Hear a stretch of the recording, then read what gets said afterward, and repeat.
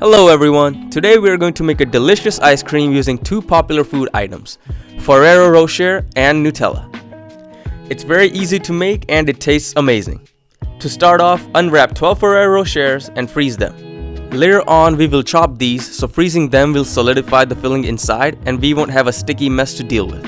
Then in a large bowl add 1 cup or 8 ounces of heavy cream and using a hand mixer, whip it until you have stiff peaks.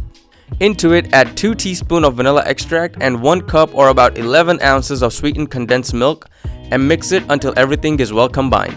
Then place the mixture in the freezer and take out the bowl of Ferrero Rocher. Start chopping them into a mixture of small and large pieces. Once you're done chopping, add all of the pieces to the ice cream mixture and gently fold them in.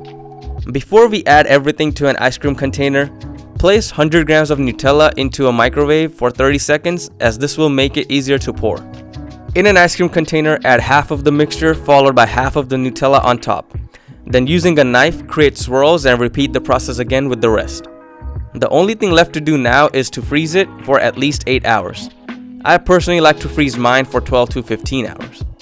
And that's it everyone, you should end up with delicious vanilla ice cream with Ferrero Rocher and Nutella swirls. Hope you enjoyed the ice cream, and if you want to see more sugar-filled recipes, please leave a like and subscribe. I'll see you next week.